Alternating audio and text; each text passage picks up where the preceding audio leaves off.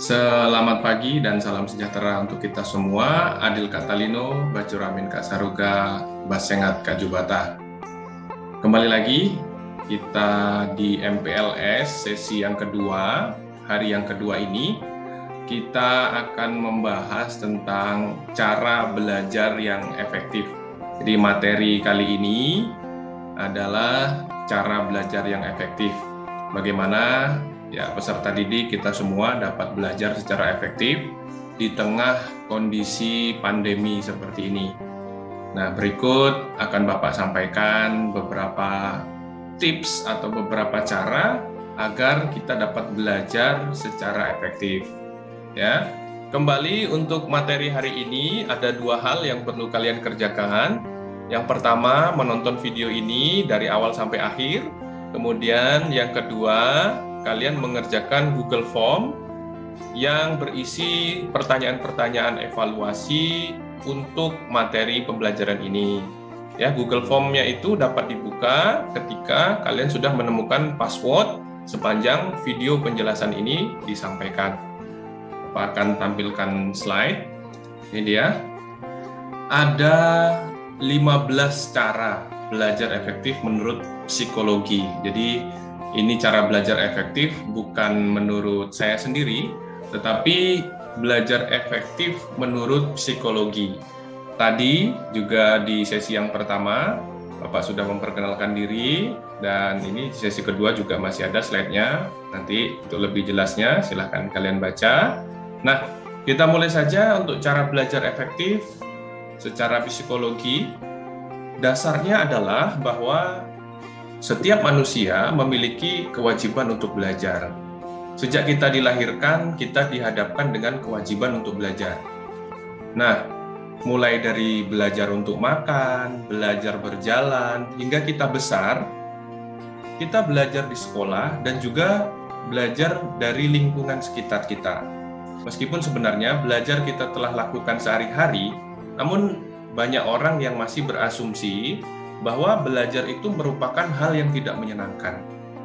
Oleh karena itu, pada PowerPoint ini kita akan membahas tentang bagaimana cara belajar efektif menurut psikologi. Nah, yang pertama kita akan lihat bahwa kita harus merasakan bahwa belajar itu suatu kebutuhan. Ya, kita harus merasakan bahwa belajar itu sebuah kebutuhan untuk kita. Rasa kebutuhan untuk belajar akan membuat kita menjadi lebih bersungguh-sungguh dalam belajar. Kesungguhan ini akan membuat kita tidak hanya belajar pada saat sedang mood-nya saja, tetapi melainkan juga belajar di setiap waktu tanpa merasa berat. Dengan demikian, ilmu yang kita pelajari pun akan menjadi lebih meresap ke ingatan kita, lebih kita pahami bahwa ilmu yang kita dapatkan itu dapat masuk ke dalam ingatan kita. Karena kita merasakan bahwa belajar itu sebuah kebutuhan. Ingat itu ya. Kemudian yang kedua, cara belajar agar kita itu efektif, kita harus belajar dimanapun yang kita suka. Ya, belajar dimanapun yang kita suka, tidak terbatas hanya di sekolah, tidak terbatas hanya di rumah kita, tetapi kita bisa memilih tempat belajar yang disukai. Memilih tempat belajar yang kita sukai itu tentu akan membuat kita merasa senang dan merasa nyaman untuk belajar. Ya, dengan memilih tempat yang nyaman, kita turut membantu menata mood kita. Ya, mood kita menjadi lebih baik sehingga belajar pun menjadi lebih menyenangkan. Makanya kita cari saja dimanapun kita suka. Mau di bawah pohon, mau di rumah, mau di kamar. Yang penting menurut kita, tempat di mana kita belajar itu merasa nyaman untuk kita, maka disitulah kita belajar. Kemudian yang berikutnya, agar belajar kita lebih efektif, maka kita harus belajar sedikit demi sedikit. Ya, kita mencicil pelajaran itu sedikit demi sedikit. Jangan langsung belajar sekaligus satu bab begitu ya. Kita mulai dari pendahuluan dulu dan seterusnya. Pelan-pelan, sedikit demi sedikit, asal konsisten ya. Jangan belajar terlalu banyak dalam satu waktu ya.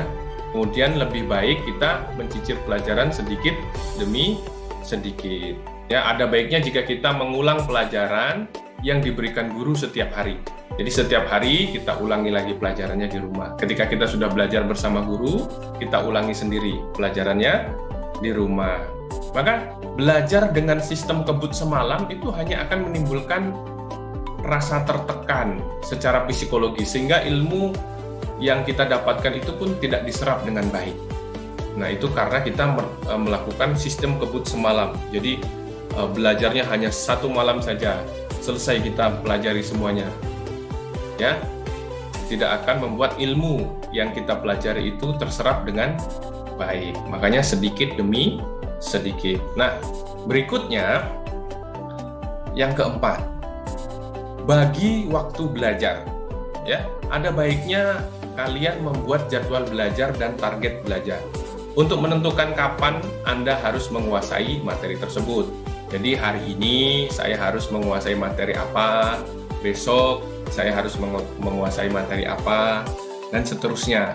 Nah, oleh sebab itu, dengan adanya jadwal dan membagi waktu kegiatan belajar, maka kalian akan lebih terstruktur dan rapi serta sesuai dengan ekspektasi Anda dari awal. Ekspektasi itu apa? Sesuai dengan keinginan kita dari awal. Keinginan kita dari awal itu belajar itu supaya apa? Supaya mendapatkan ilmu pengetahuan. Oleh sebab itu, kita bagi waktu belajar, tidak hanya belajar berdasarkan jadwal dari sekolah, tetapi kalian bisa buat sendiri jadwal di rumah untuk belajar.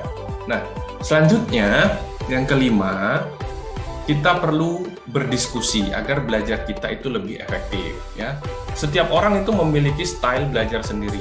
Ada yang suka belajar sendiri di tempat yang sepi, namun ada juga yang menyukai belajar berkelompok. Kalau kalian belum menemukan style belajar yang tepat untuk kalian, tidak ada salahnya untuk mencoba berdiskusi dan bertukar pikiran dengan teman-teman kalian. Ya, agar belajar kalian menjadi lebih efektif. Nah, selanjutnya yang keenam, cari cara agar membantu Anda konsentrasi dalam belajar. Nah, berkaitan dengan poin sebelumnya, gaya belajar orang itu yang berbeda-beda, maka jika Anda merupakan penikmat musik dan merasa lebih mudah untuk fokus dengan diiringi musik, ya jangan ragu untuk belajar sambil mendengarkan musik. Ya, atau ada orang yang kalau belajar itu perlu fokus, perlu keadaan yang tenang, perlu keadaan yang sunyi, ya maka carilah tempat belajar yang kondisinya tenang, kondisinya sepi, agar membantu konsentrasi. Berikutnya, kita harus memahami materi, ya, tidak hanya menghafal saja. Ya, yang ketujuh ini pahami, jangan hanya menghafalkan. Ya. Sistem belajar mengajar saat ini lebih sering memfokuskan pada hafalan saja, suruh menghafal, pengertian-pengertian dan seterusnya ya. Jangan sampai kita hanya menghafal saja. Nah, tetapi kita harus memahami materi yang disampaikan oleh Bapak Ibu guru atau melalui video atau melalui lembar belajar atau melalui buku. Kita pahami, jangan hanya dihafal saja. Karena menghafal itu akan efektif untuk ujian atau untuk memori dalam jangka pendek.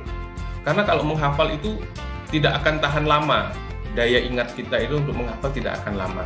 Oleh karena itu, alangkah baiknya jika kita memahami ilmu yang sedang kita pelajari. Ya.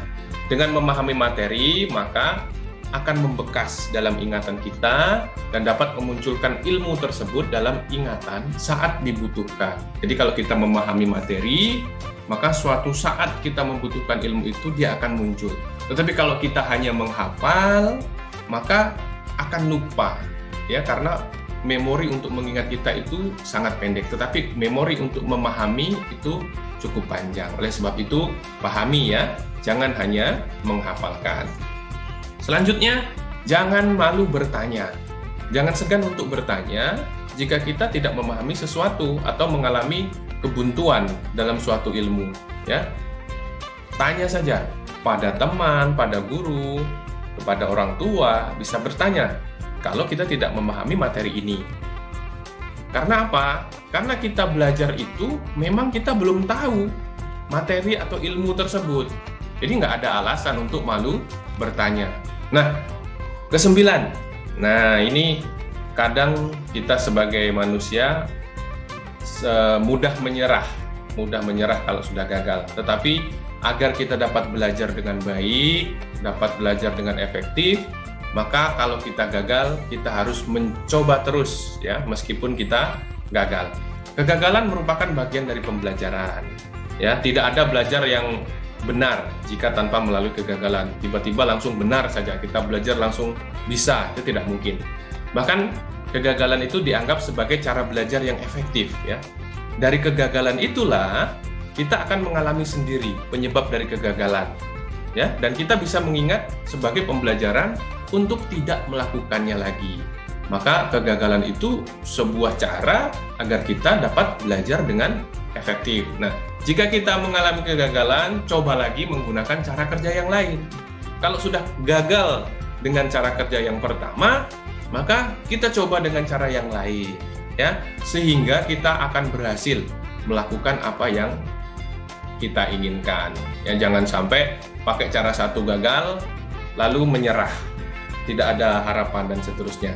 Jangan, tetapi kita coba terus sampai kita berhasil memahami materi atau ilmu pengetahuan yang kita inginkan.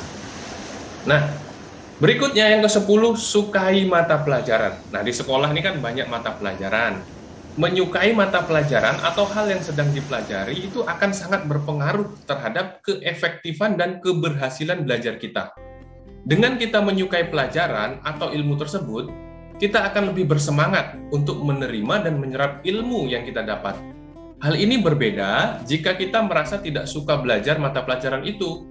Tidak menyukai suatu pelajaran hanya akan membuat kita merasa terpaksa untuk belajar, dan tentu hasil belajar yang seperti ini tidak akan optimal. Nah, sukai mata pelajarannya. Supaya apa? Kita dapat ilmu pengetahuannya, kita dapat belajar dengan efektif dan bermanfaat dalam kehidupan kita. Di kelas 10 ini ada 15 mata pelajaran. Jadi ada 15 mata pelajaran yang perlu kalian sukai. Tidak hanya salah satu saja, tetapi semuanya harus disukai supaya apa? Mendapatkan hasil yang terbaik. Nah, selanjutnya yang ke-11, manfaatkan fasilitas yang ada. Ya. Di zaman sekarang ini fasilitas belajar itu sangat banyak tersedia ya. Tidak hanya buku mata pelajaran atau buku kumpulan soal dari sekolah ya. Sekarang kita bisa belajar dari internet ya. Kita bisa belajar lewat video seperti ini ya, seperti yang kita lakukan sekarang ini, kita sedang belajar melalui video. Bisa juga melalui televisi ya, yang menyediakan tayangan-tayangan yang edukatif. Manfaatkan semua fasilitas ini sebagai pendukung proses belajar Anda. Biasanya materi pelajaran itu yang disediakan ada di internet, ada di video atau tayangan edukasi yang dikemas menarik ya dan sederhana ya. Mungkin sehingga kita akan lebih tertarik dan mencerna materi yang diberikan. Kalau misalnya guru di sekolah menyajikan mata pelajaran itu kalian merasa kurang tertarik, kalian bisa mencarinya di internet ya, melalui YouTube dan seterusnya. Silahkan kalian ketik saja judul materinya apa, pasti ada di YouTube. Mungkin kita akan merasa lebih senang atau merasa lebih nyaman belajar melalui video yang kita tonton. Oke? Nah, ini manfaatkan fasilitas yang ada. Apalagi kalian punya handphone, punya gadget, ya kan? Kita manfaatkan sebaik mungkin fasilitas yang ada. Selanjutnya, agar belajar kita menjadi lebih efektif, maka kita perlu membuat review atau peta materi. Review atau peta materi ya. Kita mencoba bisa untuk memetakan materi yang sedang dipelajari. Misalnya dengan membuat peta konsep atau overview dari semua materi yang sedang kita pelajari. Membuat review materi juga memudahkan kita untuk memahami intisari dari ilmu yang sedang kita pelajari. Maka materi yang kita pelajari itu akan menjadi lebih sederhana, akan menjadi lebih simple. Maka kita akan lebih mudah belajar dan efektif dalam belajar. Tidak membuang waktu, tetapi kita dapat ilmunya secara baik. Berikutnya, jangan lupa setelah kita mempelajari semua materi dari guru, dari YouTube, dari video, dari manapun itu, maka kita mencoba untuk menarik kesimpulan dari materi yang sedang kita pelajari. Ya, kita buat kesimpulannya. Ya, hal ini akan menunjukkan apa saja output atau hasil dari kegiatan belajar kita, dan kita bisa membaca kesimpulan ini berulang kali untuk membuat ilmu kita semakin tertanam di dalam otak kita. Membuat kesimpulan itu berbeda dengan membuat rangkuman. Ya. Membuat kesimpulan itu berbeda dengan membuat rangkuman. Kalau membuat rangkuman itu biasanya cuma diringkas-ringkas saja. Tetapi kalau membuat kesimpulan, kita menarik kesimpulan itu dari berbagai macam ilmu, kita buat sebuah kesimpulan, maka kesimpulan itu akan menjadi intisari dari materi atau dari ilmu pengetahuan yang sedang kita pelajari.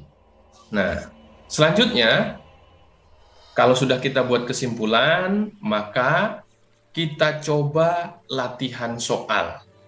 Mengerjakan latihan soal atau uji coba memecahkan masalah, ya, sesuai dengan materi yang sedang kita pelajari, itu akan membantu kita mengukur sejauh mana pemahaman kita atas materi itu. Ya, dengan demikian kita bisa menilai di bagian mana kita harus meningkatkan belajar, dan di bagian mana kita telah menguasainya.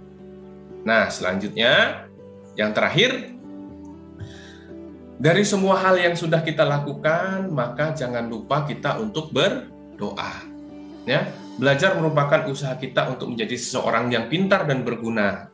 Namun, tidak ada usaha yang sempurna tanpa diiringi dengan doa. Oleh karena itu, jangan lupa untuk berdoa sebagai pelengkap usaha kita dan membuat ilmu yang kita dapat menjadi berkah dan bermanfaat. Oleh sebab itu, kita juga tetap harus berdoa, baik sebelum belajar maupun setelah belajar. Kita harus tetap berdoa terlebih dahulu, meminta pertolongan Tuhan agar kita dapat belajar dengan baik dan efektif, sehingga kita dapat menerima ilmu pengetahuan yang kita inginkan. Nah, itu tadi ada 15 cara agar kita dapat belajar secara efektif dan efisien.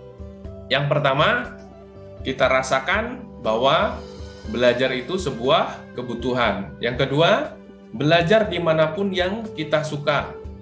Yang ketiga, kita cicil pelajaran itu sedikit demi sedikit.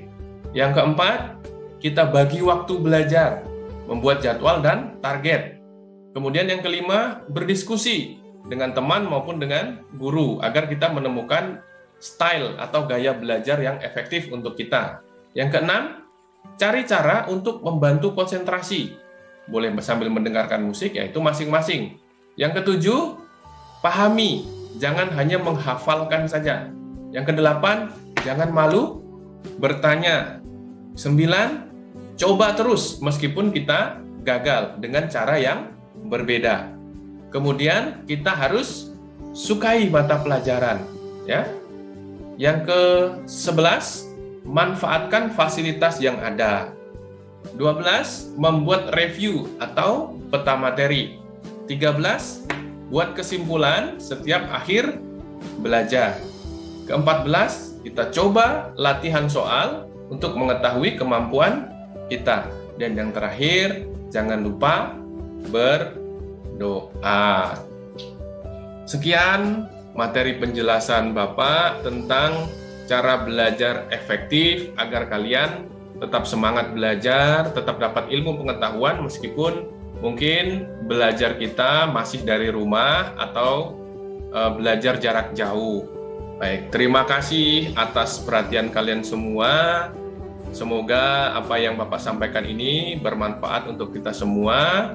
Jangan lupa setelah ini kalian mengerjakan Google Form yang ada di deskripsi video ini untuk mengevaluasi apakah kalian sudah memahami materi MPLS tentang cara belajar yang efektif. Nah, nanti di Google Form itu kalian menjawab soal-soal, kemudian di Google Form itu ada password, ya. Passwordnya sudah ditayangkan sepanjang video ini. Kemudian untuk yang mendapatkan nilai tertinggi di Google Form itu akan mendapat apresiasi, ya, akan mendapat hadiah lah, agar kalian semangat dalam mengikuti MPLS ini, ya, agar kalian semangat dalam mengikuti MPLS ini. Terima kasih atas perhatian kalian. Selamat pagi dan salam sejahtera untuk kita semua. Adil Kak Talino, Bacuramin Kak Saruga, Basengat Kak Jubata. Untuk absensi dari materi di sesi ini, silahkan kalian menulis di kolom komentar di video YouTube ini, nama kalian dan asal sekolah kalian di kolom komentar. Nah, nanti akan diabsen melalui kolom komentar ini, sehingga siapa-siapa yang sudah menonton video ini dapat dicek melalui kolom komentar, ya. Boleh juga di-subscribe, kemudian bisa di-like, bisa juga di-share kepada teman-teman yang belum mengetahui materi yang kita pelajari atau kita bahas pada pagi hari ini. Terima kasih, sampai jumpa.